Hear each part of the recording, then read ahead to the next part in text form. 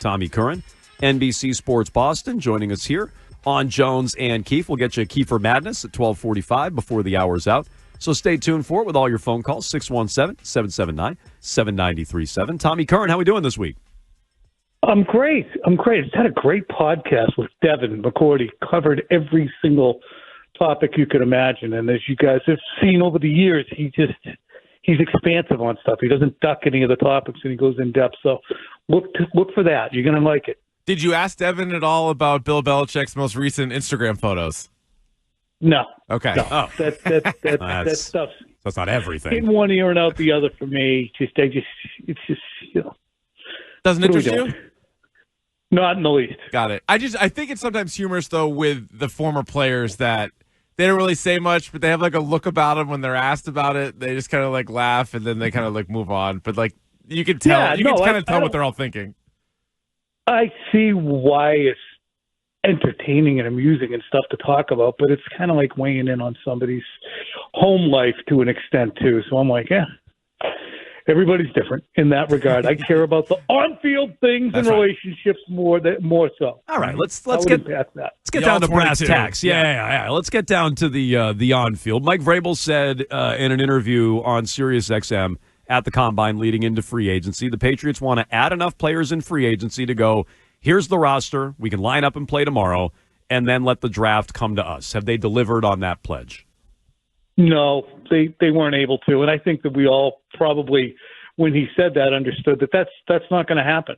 You're not going to get Ronnie Stanley. You're not going to get Chris Godwin. You're not going to get an edge player. You're not going to get Milton Williams. Well, they did get Milton Williams, but they were not able to even see those guys get to free agency necessarily, like literal free agency where you can have them up for a visit in Ronnie Stanley and Chris Godwin. So it was pie in the sky hope, but I still think, and I'm sure you guys do too as well, that they made hay with what I think was a difficult situation. You guys are probably a little bit more of hanging judges in this regard, but we knew going in it was going to be tough sledding to find those positions because A, there weren't a lot there, but B, they wanted to set a high bar for the cultural fits. So that meant passing on some players who might have otherwise been great fits, like Laremy Tunsil, like DK Metcalf. So those priorities, I think, might have down the road, they can make those exceptions, but they really prioritized who they were bringing in this year. You know, Vrabel did talk about, having to pivot and, look for plan Bs and things like that. And I'm just, in your mind, why do you think it was Chris Godwin? This is the guy they identified, the receiver they wanted. They had a lot of money offered to Chris Godwin. But at that position specifically, it didn't seem like there was a plan B. Like there was plan Bs on how to spend the money, but not at wide receiver. I completely agree with you. I was thinking that yesterday. What was their plan B at wideout? I don't think it was Devontae Adams. Certainly wasn't going to be T. Higgins. Cooper Kupp, as Diana Rossini reported late Thursday, the Patriots weren't really in on it. Now, I don't know if that was Kupp's decision or the Patriots' decision. Metcalf, they pushed away from the table on. I think you're right that the Chris Godwin money went to Carlton Davis, for instance. Mm-hmm. So that, to me, is they were non-starters in terms of conversation at the wide receiver position, which the most important thing to them right now, is making sure that the huddle and atmosphere around Drake May is pristine. They want the most important voice in his ear to be Josh McDaniels, not a wide receiver who just showed up and is going to be here for 2.5 or 3 years, who has his own set of self-interests to serve. Have they put too much emphasis on that? Like I agree, they needed to fix, some of the leadership in the room. As you said in the past, they need to fix their culture within their locker room. So I'm not saying you didn't need to fix any of that. I'm happy they addressed some of it. Have they gone too far with it, though? I don't know. I honestly don't. It's a great question. It's not a cynical question. It's worth asking. Because there are talented, like I look at DeAndre Hopkins. He's a phenomenal outside receiver. I don't think that he's a nuisance, unless I'm mistaken. Doesn't love practicing. but Vrabel's worked with him in the past, and he had a successful season. So he signs for a pittance in Baltimore. And again, it's hard to convince guys to come here if they don't want to come here because of the situation record-wise that they've had and the age of those players. But it is absolutely worth asking. But it's still 5 months. I wouldn't be stunned if there are, beyond the draft, other wide receivers added. But I think that they probably have a mind that, look, between McDaniels, the overall tenor of the team, we should improve just by being more organized and better coached. The report came out that the Patriots view Travis Hunter as the best wide receiver in the draft and the best corner in the draft. So if that's true, I mean, it's a no-brainer pick at number 4. But would there even be consideration of moving up to number 1, moving up in the draft if he's really the best at both of those premier positions? Spots. What I find really interesting is I have a personal aversion to watching the football team continue to struggle up front. It pisses me off so much on an annual basis because it's been happening for 7 or 8 years. So I'm like sitting there determined. It's like when you have a house and there's one appliance that never gets fixed, and you say, you know what? No more half measures. We're buying a new one. And there could be something on sale or available to you right next door that's a more important, that's a flashier and steadier appliance. But you're like, you know what? We have a perfect fridge. Or I know we need a fridge, but we really need this thing. So I look at left tackle that way. I'm sick of watching it be a problem. Fix it. As a result, I look at Travis Hunter and look at him as a luxury item, or at least one that is not as foundational. But as we talked on the pod with Devin, you know, there is a point, regardless of the player, left tackle, his very best play only prevents something from happening during a game. Wide receiver, he might have 3 or 4 plays a game that either move the chains or put points directly on the board. So take my opinion with a grain of salt. On left tackle. Well, and I was just going to say that's my concern. So, like, if Hunter and Will Campbell are both there when the Patriots pick at 4, my concern is twofold. Number one, they take the left tackle, if he even is a left tackle, in Campbell, because that's a need. And now you're drafting for need and not the best player available, which you're a Super Bowl contender I'd be fine with. But when you're rebuilding and as bad as the Patriots have been, they need all the good players they can get all over the roster. Mm-hmm. And I have a similar fear with Hunter. If they do draft Hunter, would they push him to the offensive side of the ball as opposed to defense where they have more depth at corner with Carlton Davis and Christian Gonzalez? Would they feel the need to play that guy at a position of need? So when Vrabel said they were going to let the draft come to them, I feel like they've done the exact opposite, and it's illustrated in that 4th pick. But you can't orchestrate free agency necessarily. That's why I give them a pass on it. And when I look at But they could have signed somebody at left tackle and somebody at wide receiver. Like they could have done that. Maybe you couldn't get Ronnie Stanley and Chris Godwin. Yeah, but you're not going to get a good enough one to say, "Oh my God, well, we don't have to worry about that now." But isn't that God, even if it's Cam Robinson? But if it was Cam Robinson, or I know you're not a fan of Tyron Smith at least a year ago in free agency, but like guys like that are at least NFL tackles. That would be the definition of letting the draft come to you. I don't agree. That's all. It's just Tyron Smith played, 9 games? He was hurt most of the year. He's hurt the year before. It's just you're going to be right back where you were. Fix it. But all that said, I think the Travis Hunter conversation as it relates to the Patriots is fascinating because you're not going to have a $20 million corner on one side and an all-pro on the other in Christian Gonzalez and Carlton Davis and then say, here, you can go be our depth corner, Travis. He has to play offense. And I think that would be good for them. You know, you can develop them, but how much of a learning curve would there be in the very particular and detail-oriented Josh McDaniels offense? Or is McDaniels going to be, hopefully and God willing, amenable to saying, you know what, we're going to dumb it down a little bit. We're not going to have a 7,000-page playbook as Tom and I had by the time he was done here. We're going to make it easier for these guys, which I would presume he will probably do.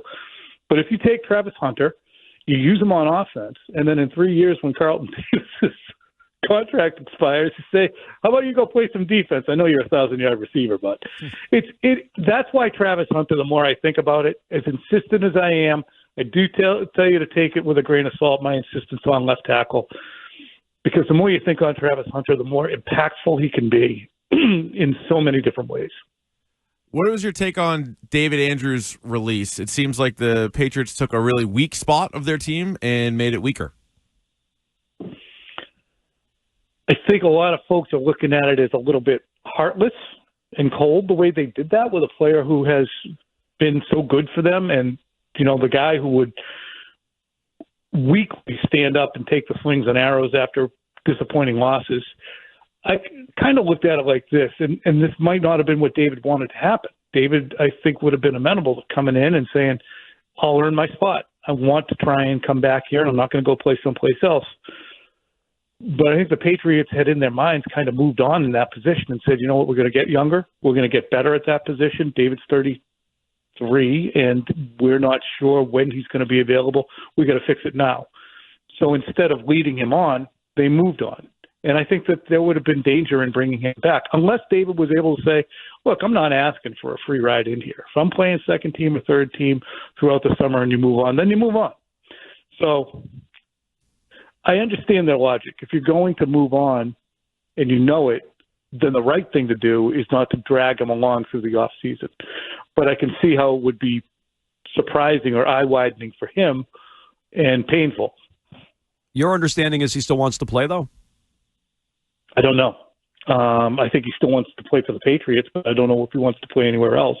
I mean, or still wanted to play for the Patriots. So I don't know. He's been pretty mum. You think there's anything to Brandon Ayuk circling back to the Niners on a trade for him? And is that something that you would want to do? I don't know if he's the right kind of guy either. If they're going to pass on, DK Metcalf, Brandon Ayuk kind of solidly said, I don't really want to go there. He is a very good player. He is obviously a player who they could move on from because they're trying to cut salary out in San Francisco so that they can afford Brock Purdy and his contract that's coming up. So maybe here's the thing. Some of these trades could happen later. For instance, the Ayuk trade could happen after June 1st. If the Patriots get into camp and realize we have a good culture here. These guys are making progress. These guys are much more professional. We can take on an Ayuk. Then you can do that, or some other player. But I think that right now, to bring him in after all you've said about building it in a simple way, I think or in a particular way, not a simple way, then you kind of stick to your guns. Tommy Curran, NBC Sports Boston on a Tommy Tuesday here on Jones and Keefe. You're a good person to ask about this, Tom. It's been 5 years since Tom Brady left and signed with the Tampa Bay Buccaneers. Since that point in time, the Patriots have been to the playoffs once. They got slammed by Buffalo in that game. They're coming off back-to-back 4-win seasons. They're on their third head coach. Since that point in time, Drake May is, the third or fourth quarterback, depending on how you look at it, since that time. How would you describe these last 5 years since Brady walked out the door?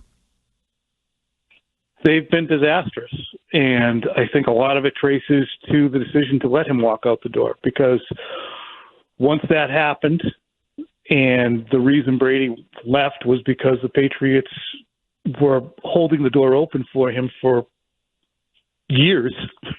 And then by 2019, the summer of that year, when they didn't give him a contract that he wanted to, that pissed him off to an extent where, he said, don't franchise me. I'm not coming back. I want to be a free agent. He started playing footsie with the Dolphins. So you could tell basically that sealed it.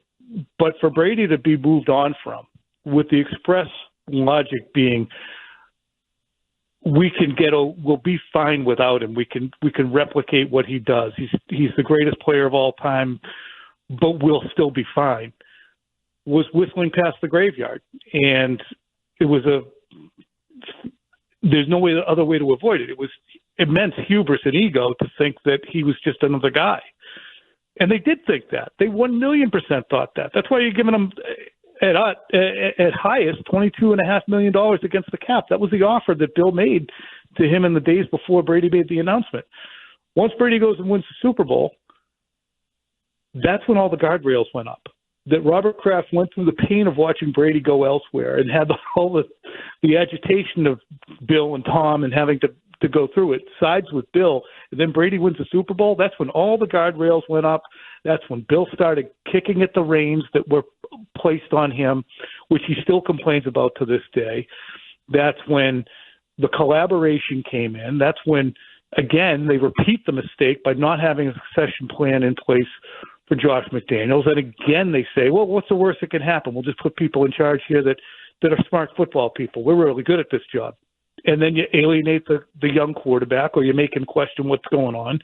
And then you put him into literal exile. So everything flowed from the Brady thing, everything. And it was very, very much an ego situation, in my estimation. So from, 12 wins in Brady's last year to now back-to-back 4-win seasons, there was obviously a ton of missteps along the way. And, they did have a playoff season in there, 10-7 in 2021. I know it's not one thing, but would it be Bill's decision to have Patricia be the offensive coordinator that really sent this thing the most sideways in your mind? Was it just thinking that Mac Jones could do it? Was there one thing that you think really kind of forced it to having to bottom out the way they have over the last 2 years? Yes, it was the post-Josh plan. Yeah. Was absolutely what led to it. And, I think Josh hoped to one day be the successor to Bill here. I think Josh would have liked to have stayed here and not having to go to Las Vegas and be given insurance that he would be the person to succeed. And if that had happened, for instance, would they have bottomed out that way? Would they have, if Josh stayed, would Mac Jones still be the starting quarterback, beginning to work on his second contract? And would the team have been, able to maintain? I mean, they'd probably still be in at least a Dolphins situation where they're paying too much money to a guy who's not that great at the quarterback position. But what else would they have been able to do? So it's fascinating to think about. But that was the number one thing, was the notion that we'll be fine. What's the worst that can happen? We don't even have to name a play caller all the way through the summer. How's that? Yeah, not great. No, not very good at all. He's Tommy Curran, NBC Sports Boston. Tommy Tuesday, every Tuesday here on Jones and Keefe. You can check out his latest, NBCSportsBoston.com. Patriots 2025 roster reset. He's got a podcast with Devin McCourty, an excellent podcast, according to some, with Devin McCourty. You can hear that. You can watch him all over TV as well. Catch him on WEEI afternoons on Thursday. Tommy Curran, thanks so much for the time. We appreciate it. Thank you, guys. That was fun. Thank you. Thank you. Tommy Curran joining us here on Jones and Keefe.